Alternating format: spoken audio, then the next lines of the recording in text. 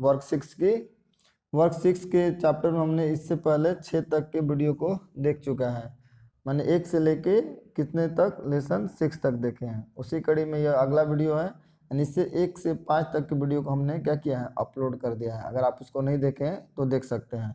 इस अध्याय को शुरू करने से पहले एक बार देख लेते हैं कि हम लोगों ने अध्याय 1 और 2, 3 और 4 में क्या पढ़ा है।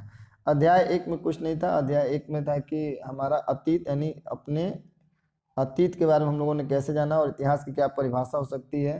दूसरे चैप्टर हमने पढ़ा कि अगर कोई घटनाएं घटी है तो कब घटी है तो कैसे घटी है और कहाँ घटी है। इसका आंसर हम लोगों ने अध्याय 2 में पाया। और अध्याय 3 में हम लोगों ने देखा कि हमारा जब प्रारंभिक समाज कैसा था। प्रारंभिक समाज के लोग कहाँ रहते थे, जंगलों में और गुफाओं में, ठीक है। इसके बारे में हम लोगों ने कहाँ पढ़ा, तो अध्याय 3 में। और अध्याय 4 में हम लोगों ने देखा कि लोग जंगलों से गुफाओं से निकल कर क्या कर रहे हैं, बाहर आकर मैदानी क्षेत्र में रह रहे हैं। क्यों रह रहे हैं, क्योंकि उन्होंने मैदान में कृषि करना शुरू कर दिया है। इस खेत की देख रेख करने के लिए बगल में झुग्गी झोपड़ी बनाकर क्या रह रहे हैं, जिससे क्या हो रहा है, छोटे मोटे समाज का निर्माण हो रहा है। और हमने अध्याय 5 में देखा कि जो छोटे छोटे गांव बसे थे अब अध्याय 5 में क्या हो गए और शहर का रूप धारण कर लिए हैं।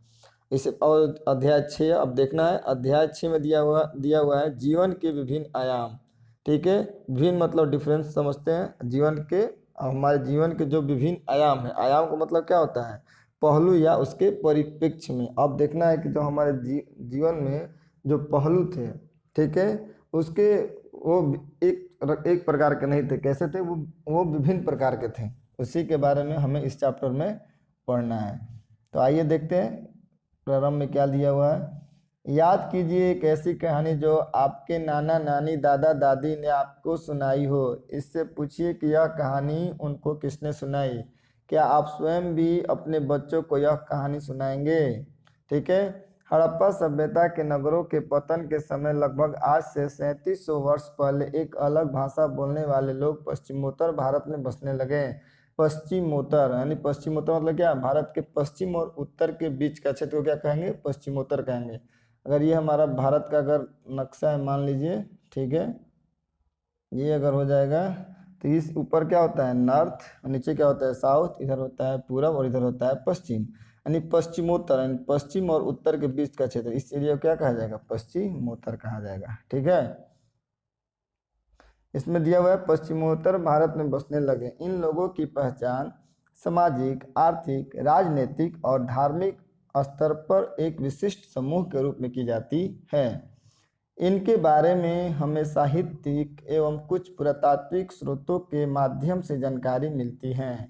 इन स्रोतों में वेदों का विशेष महत्व है। वेदों की संख्या 4 है। क्वेश्चन आता है वेदों की संख्या कितनी है, 4। कौन कौन, ऋग्वेद, यजुर्वेद, सामवेद और अथर्ववेद। सबसे पहला वेद ऋग्वेद और सबसे अंतिम का वेद अथर्ववेद। अंतिम में अ लगा हुआ है और अथर्व में भी अ लगा हुआ है। कोई क्वेश्चन आता है सबसे बाद का या अंत का वेद कौन कौन होता है, तो अथर्ववेद और प्रारंभिक वेद ऋग्वेद। वैदिक साहित्य 2 श्रेणियों में विभक्त है, पूर्व वैदिक या ऋग्वैदिक साहित्य और उत्तर वैदिक साहित्य।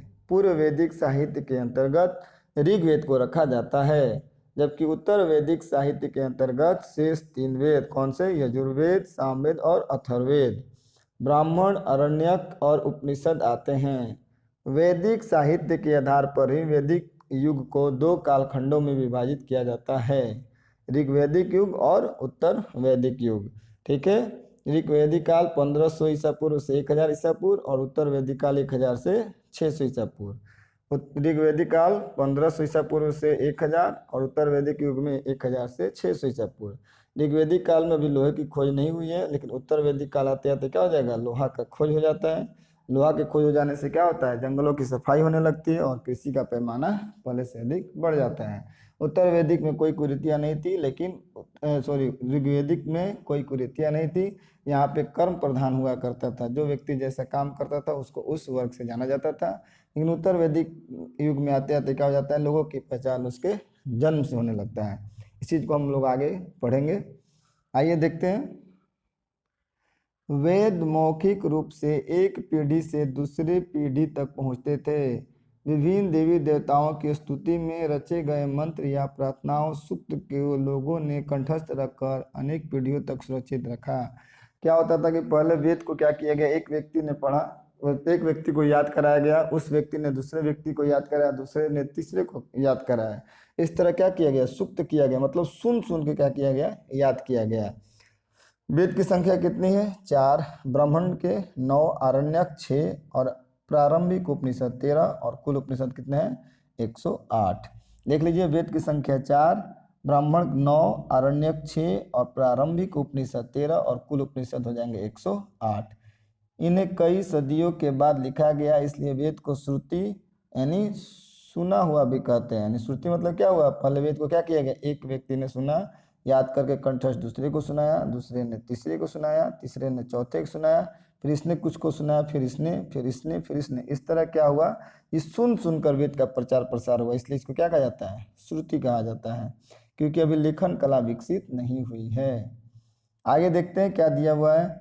वेद की भाषा को प्राक संस्कृत या वैदिक संस्कृत कहते हैं।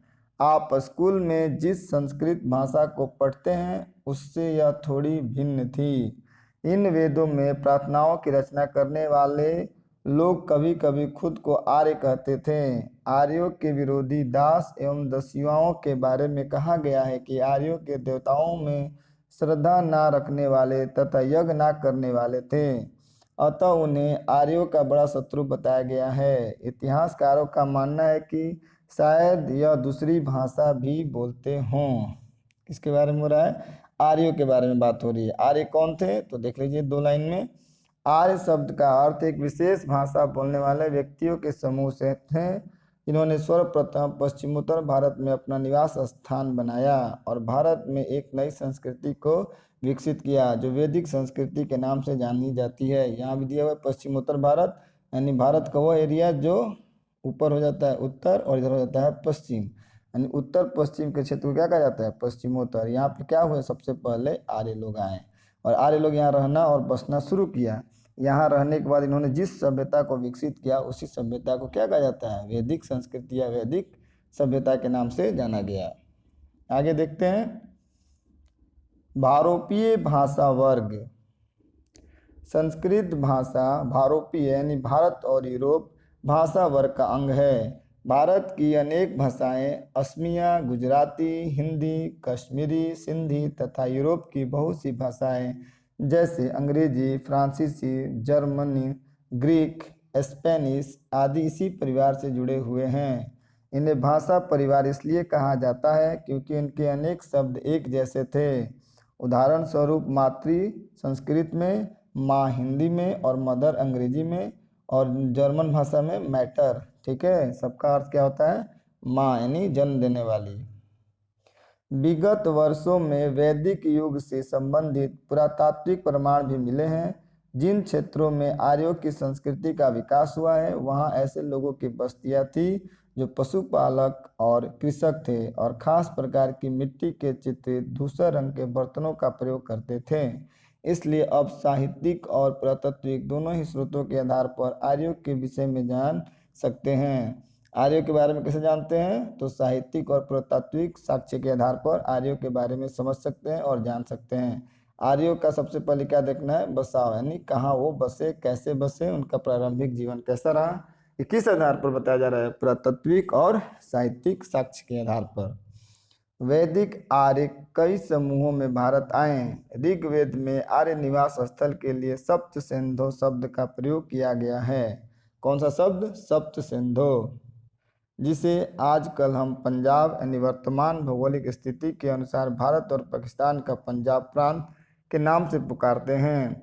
उत्तर वैदिक युग में सप्त सिंधु प्रदेश से पूर्व की ओर बढ़ते हुए आर्य लगभग पूरे गंगा यमुना दोआब क्षेत्र में बस गए। आर्य लोग कहाँ बसे, गंगा और यमुना के दोआब क्षेत्र में। दो आप मतलब दो आपके यानी बीच के क्षेत्र, गंगा नदी और यमुना नदी जो आसपास ये जो क्षेत्र था इसको क्या कहा जाएगा, ये गंगा नदी का दोआब क्षेत्र हो गया और ये यमुना नदी का दोआब क्षेत्र हो गया।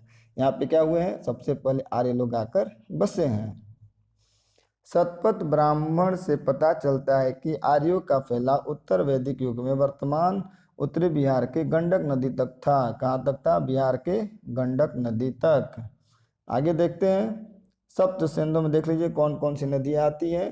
तो सतलज, ब्यास, झेलम, चिनाब, रावी, सरस्वती, दृष्टद्वती और नदियों के क्षेत्र। ठीक है, ये सप्त सिंधु के अंतर्गत आते हैं।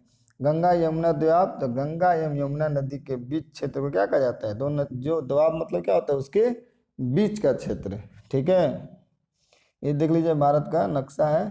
ठीक है, ये ऊपर का क्षेत्र क्या कहते हैं? उत्तर यानी नॉर्थ हो जाएगा, इधर हो जाता है वेस्ट यानी पश्चिम का क्षेत्र। इस एरिया को क्या कहा जाता है? पश्चिमोत्तर भाग कहा जाता है। ठीक है, अभी यह करंट में पाकिस्तान है और इधर अफगानिस्तान है, और यह एरिया क्या है? भारत का है। लेकिन उस समय क्या बोलते हैं, वैदिक सभ्यता कहाँ विकसित हो रही है? यानी आर्य लोग कहाँ है? आर्य लोग का निवास स्थान ये जो डार्क एरिया है, देखिए ये जो डार्क एरिया है, यहाँ पे आर्य लोग क्या हुए हैं? सबसे पहले यहाँ पे बस रहे हैं, और यहाँ से इनका विकास धीरे धीरे कहाँ होगा? गंगा, यहाँ पे गंगा नदी बहती है गंगा के क्षेत्र के आसपास। ठीक है, आइए आगे देखते हैं। वैदिक काल 1500 ईसा पूर्व से 1000 ईसा पूर्व। ऋग्वेदिक काल का समय क्या होता है? 1500 से 1000 ईसा पूर्व। उत्तर वैदिक हो जाएगा 1000 से 600 ईसा पूर्व। इस समय का भी निर्धारण याद रखें। ऋग्वेदिक काल में पूछेगा तो 1500 से 1000 और 1000 से 600 ईसा पूर्व क्या हो जाता है? उत्तर वैदिक काल। क्या आप किसी परिवार को जानते हैं जिनकी आर्थिक व्यवस्था पशुपालन से जुड़ी हो? अब उनसे पूछिए क्या उनकी धार्मिक मान्यताएं भी पशुपालन से जुड़ी हैं? ऐसा कहा जा रहा है सोचने के लिए और सवाल करने के लिए। आगे देखते हैं। ऋग्वेद से हमें पता चलता है कि जिनके पास अधिक गाय थी वह धनी माने जाते थे। आज भी लोगों के पास जिनके पास गाड़ी की संख्या ज़्यादा हो, ज़्यादा बिल्डिंग हो, उनको क्या कहा जाता है? धनी के क्षेत्र में माना जाता है। लेकिन ऋग्वेदिक काल में जिनके पास गाय की संख्या अधिक होती थी उनको क्या कहा जाता था? धनी माना जाता था। और गाय को लेन देन का एक खास साधन माना जाता था। गायों को प्राप्त करने के लिए आर्यों का एक कबीला दूसरे कबीले तथा पहले से रहने वाले लोगों के साथ अक्सर युद्ध हुआ करता था। गौधन रक्षा करने के लिए एक सरदार या राजन का चुनाव किया जाता था जो बहादुर एवं कुशल योद्धा हो। ऋग्वेदिक राजन को किसी विशिष्ट भौगोलिक क्षेत्र का अस्थायी रूप से शासन करने वाला राजा नहीं माना जा सकता, क्योंकि राजनीतिक अवधारणाओं में क्षेत्रीयता को इंगित करने वाले शब्द जैसे जनपद, राष्ट्र, राज्य का उल्लेख कम ही मिलता है। अतः ऋग्वेदिक काल का राजन एक कबीले का मुखिया से अधिक कुछ नहीं था। जैसे अभी हम लोग राजा का नाम सुनते तो होता है उसकी एक बहुत बड़ी प्रजा होगी, बहुत बड़ी सेना होगा, बहुत बड़ा भूभाग होगा, पर ऐसा ऋग्वेदिक काल में नहीं है। उस समय वैसे व्यक्ति को राजन कहा जाता है जो अपने कबीले में शरीर से क्या हो? शक्तिशाली हो और गाय की रक्षा कर सकता हो। कबीला, कबीला से क्या तात्पर्य है? कबीले में एक वंश या परिवार के कई पीढ़ी के लोग एक साथ रहते थे। ऋग्वेदिक काल में आम लोगों की संस्था के रूप में विदत, नाम याद रखें, विदत का सबसे ज़्यादा महत्व था। लेकिन धीरे धीरे विदत का महत्व घटता गया और इसका स्थान सभा और समिति ने ले ली। सभा का विशिष्ट स्थान था जिसके सदस्य केवल प्रतिष्ठित लोग हुआ करते थे, जबकि समिति आम लोगों की संस्था थी। इन संस्थाओं की बैठक में राजा का भाग लेना अनिवार्य था। इनकी बैठकों में समस्याओं का समाधान आपस में सलाह मशविरा से करते थे। इन संस्थाओं की बैठक में महिलाएं भी भाग लेती थी। इन संस्थाओं में कबीले यानी जन के लोग युद्ध में प्राप्त धन का बंटवारा एवं राजा का चुनाव करते थे। आवश्यकता पड़ने पर समिति के सदस्य युद्ध में सैनिक कार्य भी करते थे। ऋग्वेदिक काल में आर्यों का मुख्य पेशा पशुपालन था। अभी देखिए ऋग्वेदिक काल में क्या हो जाएगा? पशुपालन। और जैसे ही उत्तर वैदिक काल प्रारंभ होगा उसमें पशुपालन का जगह क्या ले लेगा? कृषि, यानी खेती बाड़ी का काम बढ़ जाएगा, क्योंकि लोगों ने पशु पालना शुरू कर दिया है और पशुओं का इस्तेमाल कृषि कार्यों में करने लगा है। खेत की देखरेख में भी पशुओं को लगाया जाने लगा है। ठीक है, आगे देखिए। इनके लिए उन्हें चारे की तलाश में अलग अलग स्थानों पर जाना पड़ता था। एक जगह चारा खत्म हो जाने पर वे दूसरे जगह पर चले जाते थे। इस कारण विभिन्न कबीलों का किसी खास क्षेत्र पर अधिकार नहीं होता था। राजन किसी क्षेत्र का स्वामी नहीं होता था, बल्कि कबीले के सभी लोगों पर उसका शासन होता था। उसका चुनाव कबीले के सभी लोग मिलकर करते थे। अस्थायी रूप से न बसने के कारण खेती भी नहीं करते थे, क्योंकि अस्थायी एक जगह बस नहीं रहे हैं, इस कारण अभी क्या कर रहे हैं, वो पशुपालन का कार्य कर रहे हैं। उस समय राजा का चुनाव सिर्फ एक कबीले का क्या होता था, वो प्रधान होता था। ये लोग क्या करते थे, एक क्षेत्र में जाते थे, घूमते थे, यहाँ से क्या होता है, कंद फूल और क्या कहते हैं, जानवरों का चारा यहाँ से खिलाते थे। जब यहाँ का चारा समाप्त हो जाता था तो इस एरिया को छोड़ के क्या करते थे, दूसरे एरिया में जाते थे चारा की तलाश में। यानी ऋग्वेदिक लोग अभी क्या कर रहे हैं, चारा की तलाश में एक जगह से दूसरे जगह पर अभी घूम रहे हैं, यानी घुमंतु भोटिका की जिंदगी जी रहे हैं। हमने देखा है कि खेती करने के लिए एक स्थान पर कम से कम 3-4 महीने तो रहना ही पड़ता है, तभी फसल पककर तैयार हो जाते हैं। यानी फसल को बोने से लेके पकने तक और कटने तक में कम से कम 3 से 4 मन समय का लगना क्या है, आम बात है। मगर हमें कुछ स्रोतों से पता चलता है कि वे जौ यानी यौ की खेती करते थे। जौ की फसल आमतौर पर कम समय में तैयार हो जाती थी, इस कारण इस फसल को उगाना उनके लिए आसान होता था। कुछ अन्य स्रोतों से हमें पता चलता है कि वे स्थानीय निवासियों दास वस्तुओं से गेहूं आदि फसल प्राप्त करते थे। इन फसलों के बदले दूध, घी आदि वस्तुएं उन्हें देते थे। गाय के अतिरिक्त भेड़, बकरियां एवं घोड़े पालते थे। गाय अभी तक सबसे इम्पोर्टेंट थी, गाय के बाद भेड़ आ गई, बकरियां और घोड़े क्या कर रहे हैं, ऋग्वेदिक काल के लोग इसको क्या कर रहे हैं, पाल रहे हैं। पशुपालन की तुलना में कृषि का धंधा कम था। ठीक है, अभी पशुपालन बड़े पैमाने पर हो रहा है, कृषि कार्य बहुत कम पैमाने पर हो रहा है, क्योंकि ऋग्वेद में एक अनाज यौ का उल्लेख है, जिनकी पहचान जौ के रूप में की जाती है। जब हम शिल्प की ओर ध्यान देते हैं तो ऋग्वेद में शिल्प कला का कम ही वर्णन मिलता है। वर्णित शिल्पकारों में चर्मकार जो चमड़े का सामान बनाते हैं, बढ़ई जो लकड़ी का सामान बनाता था, धातु का काम करने वाले धातुकर्मी तथा कुम्हार जो मिट्टी के बर्तन बनाता है, ये शामिल है। ठीक है, बढ़ई, धातुकर्मी एवं रथकार की रथों के निर्माण में महत्वपूर्ण भूमिका थी। घोड़े से जुते हुए रथ जो युद्ध में सफलता के लिए निर्णायक माने जाते थे। बुनाई एवं घरेलू शिल्प था जो महिलाओं के द्वारा किया जाता था। लोगों का जीवन प्रकृति पर बहुत हद तक क्या था, निर्भर था। ऋग्वेद में प्राकृतिक शक्तियों से जुड़े कई देवी देवताओं के सम्मान में मंत्रों की रचना की गई है, जिनमें इंद्र, अग्नि, सोम प्रमुख थे। याद रखें, ऋग्वेदिक देवता इंद्र, अग्नि, सोम क्या है, काफी प्रमुख देवता हैं।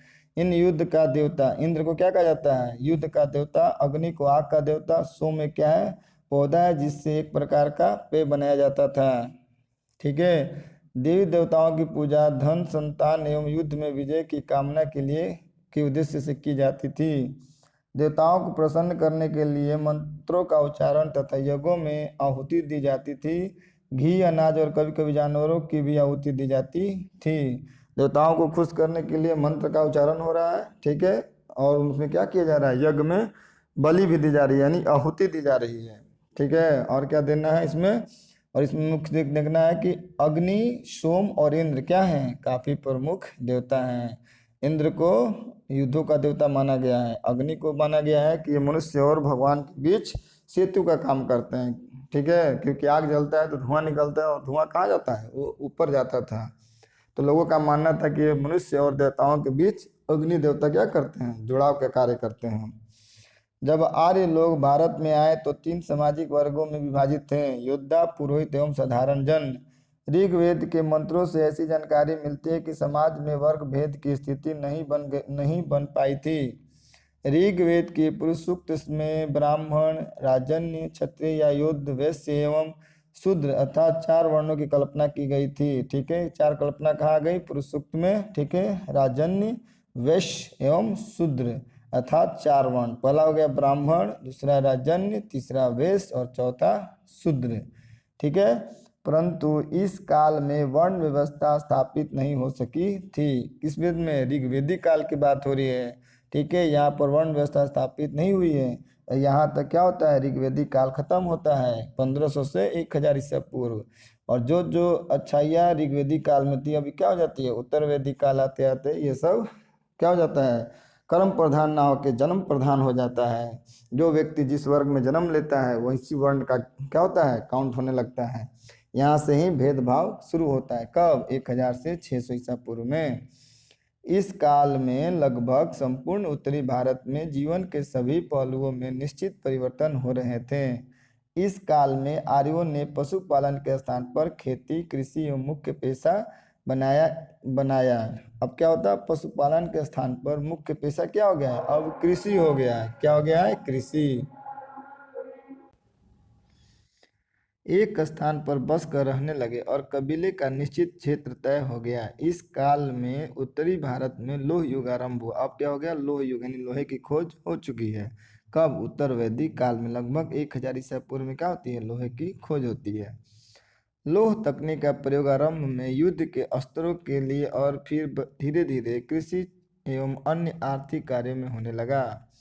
हस्तिनापुर, आलमगीरपुर, अतरंजी खेड़ा आदि स्थानों पर लोहे के युद्ध के अस्त्र शस्त्रों के अवशेष मिले हैं। लोग कच्चे मकान में रहते थे जिनकी छत फूस और सरकंडों की बनी होती थी। लोग मिट्टी के बर्तन भी बनाते थे। इन प्रस्थलों में कुछ विशेष प्रकार के बर्तन मिले हैं जिन्हें चित्रित धूसर पात्र के रूप में जाना जाता है। पृष्ठ 52 के चित्र पर नजर डालिए। जैसा कि इनके नाम से यह स्पष्ट है, इन बर्तनों पर चित्रकारी की गई है। ये आमतौर पर सरल रेखाओं तथा ज्यामितीय आकृतियों के रूप में स्पष्ट हैं। उत्तर वैदिक काल के लोग अस्थायी रूप से जीवन व्यवस्थित करने लगे थे। जहाँ ऋग्वैदिक काल के लोग घूम रहे थे पशुओं के चारा की तलाश में, वहीं अब उत्तर वैदिक काल में लोग क्या कर रहे हैं? बड़े पैमाने पर खेती कर रहे हैं, क्योंकि लोहे की खोज हो चुकी है। बड़े बड़े जंगल साफ होने लगे हैं, खेत बनने लगे हैं। आगे देखिए। ऋग्वैदिक काल अनेक छोटे छोटे कबीले जन एवं दूसरे में विलित होकर बड़े बड़े जनपद को जन्म दिया। छोटे छोटे कबीले मिलकर जन बना और जन आगे चलकर जनपद हुआ।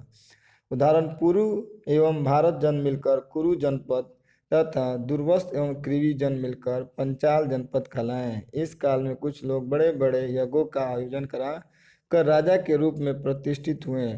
अश्वमेध यज्ञ एक ऐसा ही आयोजन था। इसमें एक घोड़े को राजा के लोगों की देख रेख में स्वतंत्र रूप से विचरण के लिए छोड़ दिया जाता था। यदि कोई दूसरा राजा इस घोड़े को रोकता था तो उसे अश्वमेध यज्ञ करने के लिए, अश्वमेध यज्ञ क्या होता था? जिस राजा को लगता था कि उसकी कृति बहुत फैल गई है तो एक यज्ञ कराता था और वो एक घोड़े को छोड़ता था।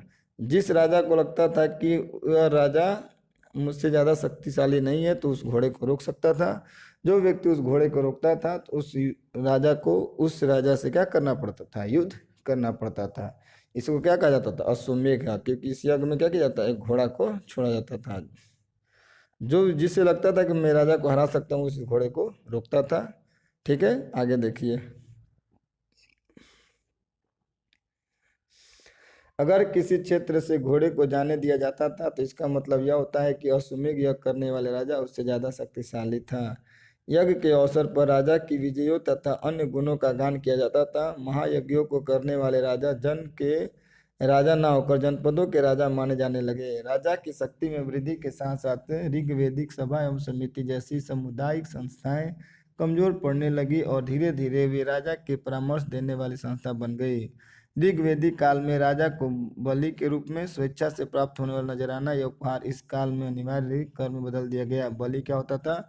एक प्रकार का दान यानी टैक्स होता था, जो कि अब कंपलसरी कर दिया गया था, अब देना ही था। उपहार एवं नजराना, जहाँ कर नियमित ढंग से इकट्ठे किए जाते थे, उपहार किसको कहा जाता है और कर किसको कहा जाता है, दोनों में अंतर समझ लीजिए।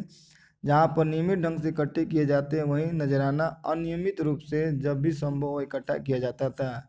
नजराना विशेष तौर तरीकों पर इकट्ठा किया जाता था। जब जब राजा को लगता था कि भंडार खाली हो रहा है तो क्या किया जाता? नजराने के रूप में लिया जाता था। लेकिन टैक्स क्या होता था? कर क्या होता था? नियमित रूप से लिया जाने वाला। ऐसे नजराने विविध पदार्थों के रूप में प्राय ऐसे लोगों के लिए लिए जाते थे जो स्वेच्छा से इसे देते थे। जो स्वेच्छा से दिया जाए उसे उपहार या नजराना कहा जाता है। जो फिक्स देना पड़ता था वो कर कहलाता है, यानी वो टैक्स कहलाता है। उत्तर वैदिक काल में कई ग्रंथ रचे गए जिनमें विषय में हम पीछे पढ़ चुके हैं। पुरोहितों द्वारा रचित इन ग्रंथों में विभिन्न प्रकार के सामाजिक नियमों के बारे में बताया गया है। उस समय समाज कई समूहों में बटा हुआ था जिनमें पुरोहित, योद्धा, कृषक, पशुपालक, व्यापारी, शिल्पकार, श्रमिक, शिकारी, मछली पकड़ने वाले लोग शामिल थे। जहाँ पुरोहितों तथा योद्धाओं का जीवन वैभवशाली था और कृषक व व्यापारी धनवान थे, वहीं दूसरी ओर पशुपालक, शिल्पकार, श्रमिक, शिकारी, मछली पकड़ने वाले लोग निर्धनता का जीवन बिताते थे। आगे देखते हैं पुरोहित। पुरोहित किसको कहा जाता है? यागिक क्रियाओं एवं अनुष्ठान को सम्मिलित करने वाले लोग, यानी जो ब्राह्मण यज्ञ कराते थे, पूजा पाठ कराते हैं, उनको क्या कहा जाता था? पुरोहित। पुरोहितों ने लोगों को 4 वर्गों में विभाजित किया, जिन्हें वर्ण कहते हैं। उनके अनुसार प्रत्येक वर्ण के अलग अलग कार्य निर्धारित थे। पहला वर्ण ब्राह्मणों का था। उनका काम वेदों का अध्ययन, अध्यापन और यज्ञ कराना था, जिनके लिए उन्हें उपहार मिलता था। दूसरा स्थान शासकों का था, जिन्हें क्षत्रिय कहा जाता है। उनका काम युद्ध करना और लोगों की रक्षा करना था। तीसरे स्थान वैश्य का था। इनमें कृषक, पशुपालन और व्यापारी आते थे। क्षत्रिय और वैश्य दोनों को ही यज्ञ करने का अधिकार प्राप्त था। वर्णों में अंतिम स्थान शूद्रों का था। इनका काम अंत तीनों वर्णों की सेवा करना था। प्राय औरतों को भी शूद्रों के समान माना गया। महिलाओं तथा शूद्रों को वेदों के अध्ययन का अधिकार नहीं था। पुरोहितों के अनुसार सभी वर्णों का निर्धारण जन्म के आधार पर होता था। उदाहरण के तौर पर ब्राह्मण माता पिता की संतान ब्राह्मण ही होती थी। ये उत्तर वैदिक काल में हुआ, जबकि ऋग्वैदिक काल में ऐसा नहीं होता था। उत्तर वैदिक काल में कृषि लोगों का प्रमुख धंधा था। जंगलों को जलाकर कुल्हाड़ी से काटकर भूमि को खेती योग्य बनाया जाता था। लोहे के फसल से गहरी जुताई करना संभव हो गया था। कृषि कार्य में प्रयुक्त होने वाली तरीकों, जुताई, बुआई, कटाई, ओसाई आदि की जानकारी लोगों को थी। वे धान, गेहूं, जौ, दालें, गन्ना, कपास, तिल, सरसों जैसी फसलें उगाते थे। कौन कौन सी फसल? गेहूं, जौ, दाल, गन्ना, कपास, तिल, सरसों। ठीक है। उत्तर वैदिक काल में धर्म की 2 धाराएं दिखाई पड़ती हैं। एक का बल कर्म पर था और दूसरे का ज्ञान पर। यज्ञ संबंधी क्रियाओं को इस काल में बहुत विकास हुआ। राजा अश्वमेघ, वाजपेयी, राजसू जैसे बड़े बड़े यज्ञ क्या कर रहे थे? कराने लगे। यागिक क्रियाओं को कर्म कांड कहा जाता था। यज्ञ का संपादन करने में पुरोहितों की आवश्यकता होती थी। ये पुरोहित यजुर्वेद में वर्णित विधियों का अनुसार यज्ञ का आयोजन करा के देवताओं को प्रसन्न करते थे। इसका उद्देश्य कृषि उत्पादन को बढ़ाना एवं वैदिक जनों पर अपना प्रभुत्व स्थापित करना था। धार्मिक जीवन की दूसरी धारा उपनिषदों के अद्वैत सिद्धांतों में देखने को मिलती है। उपनिषदों में आत्मा, परमात्मा और मृत्यु जैसे गूढ़ विषयों के रहस्य जानने का प्रयत्न किया गया है, जिसका अध्ययन आप अध्याय 8 में करेंगे। वैदिक कालीन शिक्षा। वैदिक काल में शिक्षा कैसी थी उसके बारे में देखते हैं। तो वैदिक काल में शिक्षा मौखिक रूप से दी जाती थी। विद्यार्थियों से वेदों का मूल पाठ को कंठस्थ करवाया जाता था। इसके लिए उन्हें वैदिक मंत्रों को सरल उच्चारण सिखाया जाता था। वेदों के अलावा गणित एवं व्याकरण की शिक्षा दी जाती थी। शिक्षा के लिए विद्यार्थियों को गुरु आश्रम में 12 वर्षों तक रहना पड़ता था। वैदिक काल में शिक्षा क्या थी कि आप गुरु के पास जाइए, 12 साल तक गुरु के आश्रम में रहिए, गुरु के कार्य को करिए, गुरु से वेद सीखिए, उनको कंठस्थ कीजिए। उसके बाद आगे जाकर घूम घूम कर इसका प्रचार प्रसार किया जाता था। ये जो फिगर है गुरु शिष्य परंपरा को दिखाया गया है कि कुछ शिष्य हैं जो गुरु के आश्रम में रह रहे हैं। इनके गुरु जी के द्वारा क्या किया जा रहा है? उपदेश और ज्ञान दिया जाता है। कैसे दिया जा रहा है? बिल्कुल मौखिक रूप से दिया जा रहा है। आज से हजारों वर्ष पहले की बात है। भारत में आज की तरह पाठशालाएं नहीं थी। छात्र गुरु के आश्रम में रहकर शिक्षा प्राप्त करते थे। आश्रम वनों में होते थे और ऋषि मुनि शिष्यों को शिक्षा देते थे। ऐसा ही आश्रम आमोद धौम्य ऋषि का था। यह आश्रम शिक्षा दीक्षा के लिए दूर दूर तक प्रसिद्ध था। विद्यार्थी यहाँ रहकर विद्या प्राप्त करते थे। वे गुरु जी के घर का काम भी करते थे। आमोद धौम्य के पास धान का एक खेत था। उसकी उपज से आश्रम का काम चलता था। विद्यार्थी बारी बारी से खेत का काम करते थे। ऋषि के शिष्यों में एक था अरुणी। एक दिन खेत का काम करने की बारी उसकी थी। उस दिन वर्षा हो रही थी। गुरु जी ने अरुणी से कहा, वत्स जाओ, जाकर देखो कि कहीं पानी खेत की मेड़ में ना तो तोड़ दे। अरुणी खेत पर पहुंचा। अरुणी ने देखा कि एक जगह पर खेत की मेड़ से पानी रिस रहा है। उसने मेड़ पर मिट्टी और कंकड़ पत्थर डालकर पानी रोकने की कोशिश की, फिर भी मेड़ की दरार चौड़ी होती गई। उसकी चिंता बढ़ गई। वह तुरंत खेत में पड़ी दरार के मुहाने पर लेट गया। खेत में से पानी निकलना बंद हो गया। ठंड के कारण उसका शरीर स्थिर पड़ने लगा। रात हो गई। अरुणी की अभी तक ना आने से गुरुजी व्याकुल हो उठे। गुरुजी अपने 4-5 शिष्यों के साथ अरुणी को ढूंढने खेत पहुंचते हैं। खेत के चारों ओर घना अंधेरा था। अरुणी को कहीं नहीं देख उनकी चिंता बढ़ गई। वे जोर से चिल्लाएं, बेटा अरुणी, बेटा अरुणी। अरुणी ने गुरुजी की आवाज पहचान कर बड़ी कठिनाई से बोल सका, गुरुजी मैं यहाँ हूँ। गुरुजी जल्दी से वहां पहुंचे। गुरुजी ने अरुणी को देखा तो अचंभे में रह गए। उन्होंने अरुणी को उठाया और सीने से लगा लिया। ऐसा था गुरु भक्त अरुणी। बड़ा होकर यह अरुणी वेदों और शास्त्रों का बहुत बड़ा ज्ञाता बन गया और उछालन ऋषि के नाम से प्रसिद्ध हुआ। एक छोटी सी कहानी है गुरु शिष्य। यहाँ पे ये दिखाने का प्रयास किया गया कि गुरु और शिष्य के बीच कैसी प्रेम थी, कैसा भाव था कि अरुणी खेत को बचाने के लिए खुद की चिंता किए बिना क्या किया, खेत की पगडंडियों पर लेट गया ताकि खेत में वर्षा का पानी ना जा सके। आगे देखते हैं एक इमाम गांव है जो महाराष्ट्र में पड़ता है। कैसा बस्ती है ये? ताम्रपाषाण बस्ती है। ठीक है। जिस समय भारतीय उपमहाद्वीप के उत्तर पश्चिम में वेदों की रचना हो रही थी, उस समय पश्चिम भारत में एक अलग समाज एवं संस्कृति का विकास हो रहा था।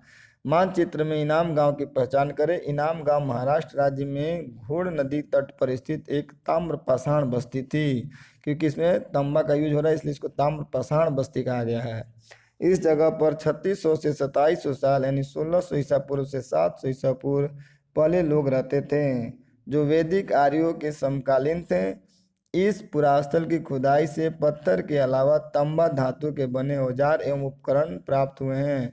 इनाम गांव के लोग मिट्टी की बनी झोपड़ियों में रहते थे। उनकी छत फूस की बनी होती थी जिसे गारे से ढक दिया जाता था। यहाँ के लोग नारंगी रंग से रंगे मिट्टी के बर्तनों का उपयोग करते थे जिन पर काले रंग की ज्यामितीय आकृतियाँ होती थी। इनाम गांव के लोग जौ, गेहूं, मटर, मसूर एवं धान की खेती करते थे। गाय, बैल, भेड़, बकरी, कुत्ता, घोड़ा इत्यादि इनके पालतू पशु थे। खुदाई में इन पशुओं की हड्डियां प्राप्त हुई हैं। कई हड्डियों पर कटे निशान से यह अंदाजा लगाया जा सकता है कि लोग इन्हें क्या करते थे? खाते थे। इनाम गांव के ताम्रपाषाण संस्कृति के लोगों का सबसे रोचक पहलू मृतकों को दफन करने का तरीका था। एक आदमी को मकान के आंगन में मिट्टी के बने संदूक में दफनाया गया था। यह मकान बस्ती के बीच में बसा सबसे बड़ा मकान था। सामान्यतः मृतकों को मिट्टी के बर्तनों के साथ दफनाया जाता था जिनमें शायद खाने पीने की वस्तुएं रखी होती थी। कब्रों में मृतकों के साथ औजार एवं हथियार, गहने आदि भी खुदाई में मिले हैं। मतलब इनाम गांव में व्यक्ति जब मरते थे तो उनको दफनाया जाता था कहाँ पे? उन्हीं के घर में के आंगन में। और उनके साथ जो वस्तु उनकी आवश्यकता की होती थी वो सारी वस्तुएं भी उनके साथ उन्हीं के साथ दफना दिया जाता था। क्योंकि लोगों का ऐसा मानना था कि जो वस्तुएं हम जिंदा में उपयोग करते हैं मरने के बाद भी उनका जरूरत पड़ेगी, इसलिए उनके क्या किया जाता है? उनके कब्र में उनके साथ दफना दिया जाता था। इस प्रकार यह अध्याय समाप्त होता है। इसमें कुछ वस्तुनिष्ठ प्रश्न है, आइए उसको देखते हैं। वेदों की कुल संख्या कितनी है? वेदों की कुल संख्या कितनी है? 4। पुरुष सूक्त कहाँ से लिया गया है? ये हो जाएगा ऋग्वेद से। ऋग्वेदिक काल का प्रमुख व्यवसाय क्या था? ऋग्वेदिक लोग अभी क्या कर रहे हैं? पशुपालन कर रहे हैं। जैसे ही उत्तर वैदिक काल आएगा तो वे लोग कृषि करने लगेंगे। ऋग्वेदिक काल के लोग अभी पशुपालन पर ध्यान दिए हैं। इनाम गांव किस राज्य में है? अभी हम लोगों ने पढ़ा इनाम गांव के लोग क्या करते थे? ताम्रपाषाण लोग थे क्योंकि ये तांबे का इस्तेमाल कर रहे हैं। यहाँ के लोगों को क्या किया जाता है? खुद के घर के बने आंगन में दफनाया गया है। इनाम गांव कहाँ है? तो महाराष्ट्र में। आर्यों का विस्तार बिहार के किस नदी? गंडक नदी। हम लोगों ने पढ़ा कौन सा नदी? गंडक नदी। सबसे प्राचीन वेद क्या हो जाएगा? सबसे प्राचीन वेद हो जाएगा ऋग्वेद। वेद की संख्या कितनी है? 4, जिसमें सबसे प्राचीन ऋग्वेद और सबसे अंतिम अथर्ववेद। ऋग्वेदिक आर्य कैसा अनाज? जौ। कैसा? जौ। इनाम गांव कैसा बस्ती है? तो ताम्रपाषाण, क्योंकि इसमें ताम्रपाषाण तांबे का इस्तेमाल किया गया इसलिए क्या हो जाएगा? ताम्रपाषाण बस्ती। वैदिक कबीले के प्रधान को क्या कहा गया? राजन। इस प्रकार ऑब्जेक्टिव क्वेश्चन समाप्त हुआ। पहला देखिए क्या था, वेदों की कुल संख्या कितनी हो जाएगी, 4। पुरुष सूक्त किस वेद में है, तो ऋग्वेद में है। ऋग्वेदिक काल का प्रमुख व्यवसाय क्या था, तो पशुपालन। इनाम गांव कहाँ है, महाराष्ट्र में। आर्यों का विस्तार बिहार के गंडक नदी। और सबसे प्राचीन ऋग्वेद। ऋग्वेदिक आर्य अनाज जौ। और इनाम गांव हो जाएगा तम्रपाषाण। वैदिक काल में क्या हो जाएगा, राजन। इस प्रकार ऑब्जेक्टिव और भरने वाले क्वेश्चन समाप्त हुए। आगे और देख लीजिए, यस और नो में आंसर देना है। ऋग्वेदिक आर्य पशुपालन करते थे, तो हाँ ऋग्वेदिक क्या कर रहे हैं, पशुपालन कर रहे हैं। इसका आंसर क्या हो जाएगा, हाँ। और उत्तर वैदिक वाले क्या करेंगे, खेती करेंगे। आर्यों के जीवन में गाय और घोड़े का महत्वपूर्ण स्थान था, बिल्कुल सही है। वैदिक क्षेत्र तमिलनाडु तक विशेष, बिल्कुल नहीं। कहाँ तक, तो ये गंगा और यमुना के दोआब तक फैला हुआ था।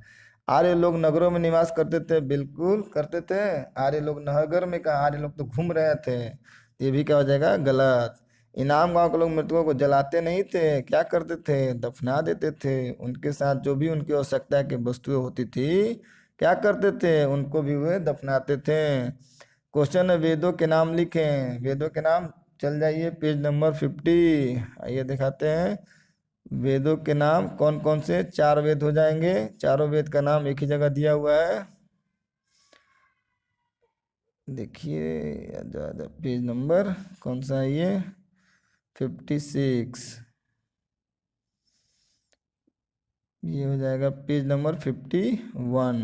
और ये हो गया पेज नंबर 50। यहाँ पे दिया हुआ है वेदों की संख्या 4। इनका नाम लिखिए, ऋग्वेद, यजुर्वेद, सामवेद और अथर्ववेद। आगे क्वेश्चन है, आर्य लोग भारत के किन क्षेत्र में निवास करते थे।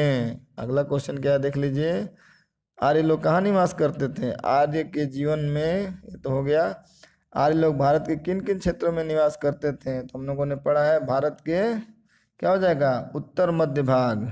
उत्तर, भारत के उत्तर मध्य भाग में निवास करते थे। कहाँ पे, गंगा एंड यमुना। यमुना नदी के कहाँ पे, दोआब। दोआब मतलब क्या होता है, दो नदियों के बीच मतलब जगह। ये क्या होता था, यहाँ तक इनके दोआब में आर्य लोग निवास करते थे। उत्तर वैदिक कालीन समाज का उल्लेख करें। ऋग्वेदिक कालीन में क्या हो रहा था, पशुपालन। लेकिन उत्तर वैदिक काल में क्या हो जाएगा, कृषि। ठीक है, क्योंकि लोहा का खोज हो चुका है। लोहा का खोज हो जाने से जंगल क्या हो रहे हैं, साफ हो रहे हैं। और कृषि के जो उपकरण थे, हल होल, इनको क्या किया जाता है, लोहा से बनाया जा रहा है। पैमाना बढ़ गया है, लोग एक जगह रहने लगे हैं। अब घूमना क्या हो गया है, कम हो गया है। ठीक है, आगे दिया हुआ, इनाम गांव के लोग मृतकों का अंतिम संस्कार किस प्रकार करते थे, तो हम लोगों ने पढ़ा पेज नंबर कितना में, 61 में, जस्ट ऊपर ही था। इनाम गांव के लोग क्या करते थे, मृतकों को दफनाते थे। और उनके साथ जो भी उनकी आवश्यकता की चीजें होती थी, जैसे औजार, हथियार और जो गहने पहनते थे, उनके साथ क्या किया जाता था, दफनाया जाता था। और इनके बाद इनके साथ जो खाने पीने की जो चीज़ होती थी, उनको भी क्या किया गया, देखिए यहाँ पे लिखा हुआ है, जिनमें शायद खाने पीने की वस्तुएं भी इनके साथ क्या किया गया है, दफनाया गया है। मतलब एक व्यक्ति जब जीवित रहता है तो उससे जिन जिन चीज़ों की आवश्यकता होती है, उन सारी चीज़ों को इनाम गांव के लोग उनके मरने के बाद क्या करते थे, दफनाते थे। ठीक है, वेदों के नाम लिखे हो गया। आर्य लोग किन किन क्षेत्र में निवास करते थे, ये भी हो गया। अब है, आर्य जिन देवताओं को पूजा करते थे उनकी सूची बनाए। किसका हो गया, अग्नि। अग्नि के बाद क्या था, इंद्र।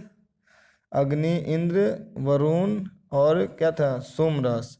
इन सबों की क्या करते थे, ऋग्वेदिक लोग क्या करते थे, पूजा करते थे।